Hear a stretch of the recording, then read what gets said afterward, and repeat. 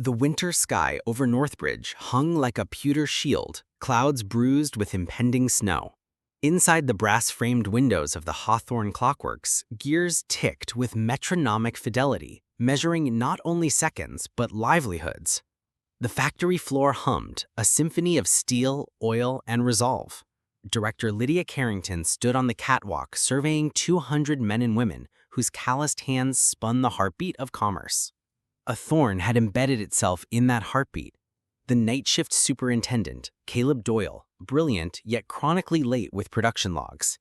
The board pressed Lydia to replace him. Efficiency charts showed slippage, but she sensed something salvageable beneath his rough edges, a craftsman's pride hidden behind tardy paperwork.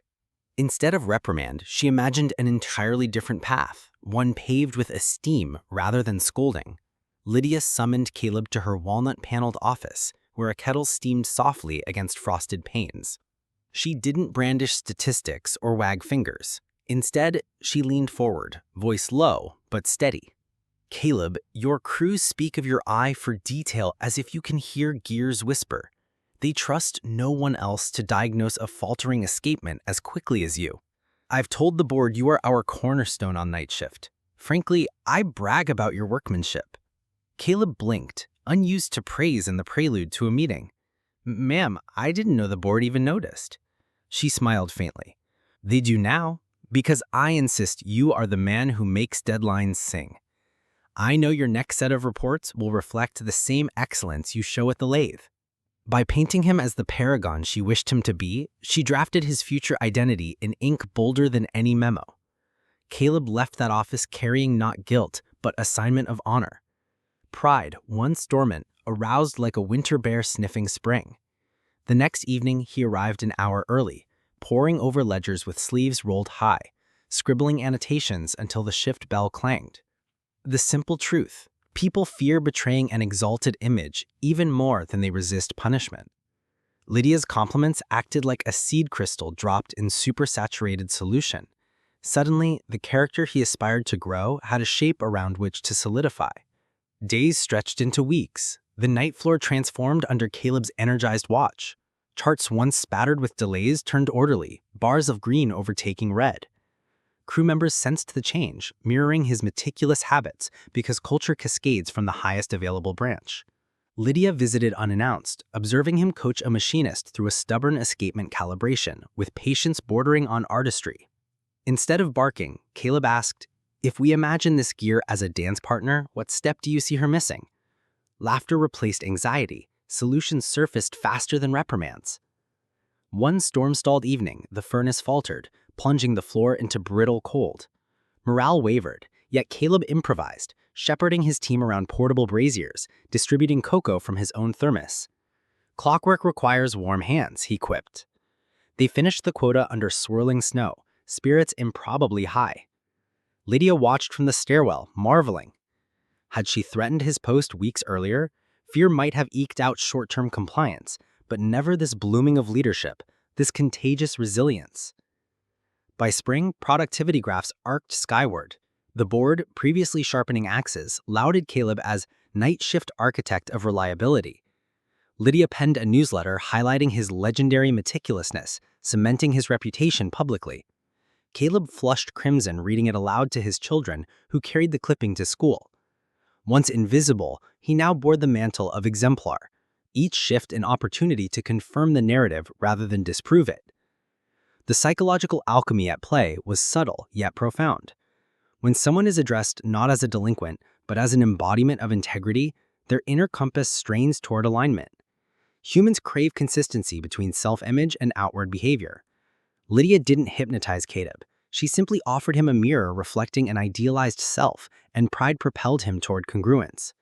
Critics might mutter manipulation, yet the outcome bore mutual benefit: an employee restored, an enterprise fortified, and dignity preserved.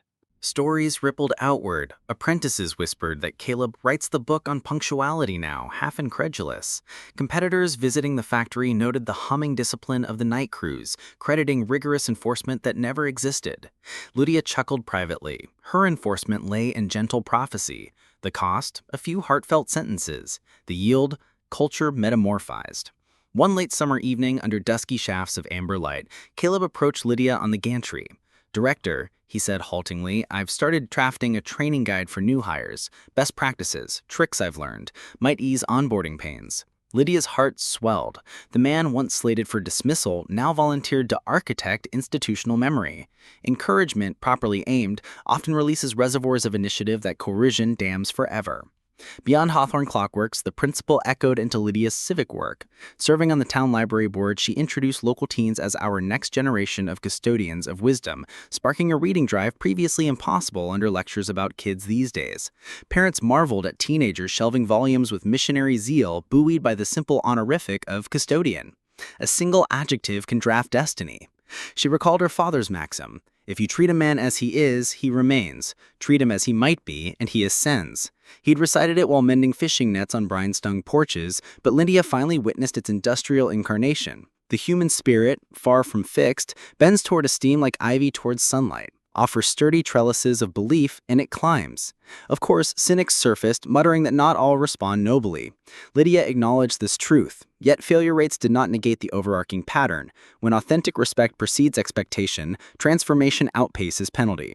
She recorded cases where praise backfired due to insincerity or flattery divorced from fact.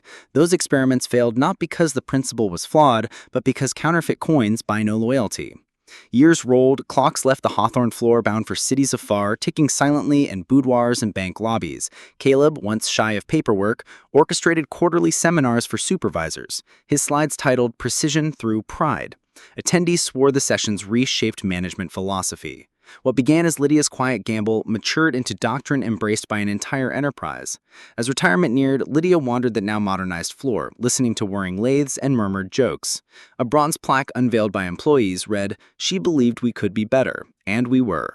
She traced the engraved letters, feeling both humility and certainty. Legacy, at its core, is not machinery or metrics, but the stories people tell themselves because you dared to tell them first. Snow returned to Northbridge the year she stepped away, flakes kissing clock faces poised in endless cadence. Caleb, promoted to plant manager, paused on the catwalk surveying the bustling crews who mirrored his old pride. Somewhere, deep in the human coil, lives an unspoken contract. Esteem offered begets esteem honored.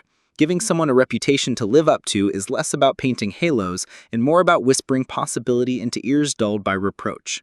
In the silence between ticks, the principle hums. Call people noble and you invite nobility. Call them failures and you summon ruin. Lydia's saga proves the quieter revolution. Lift a name and a life will rise to meet it.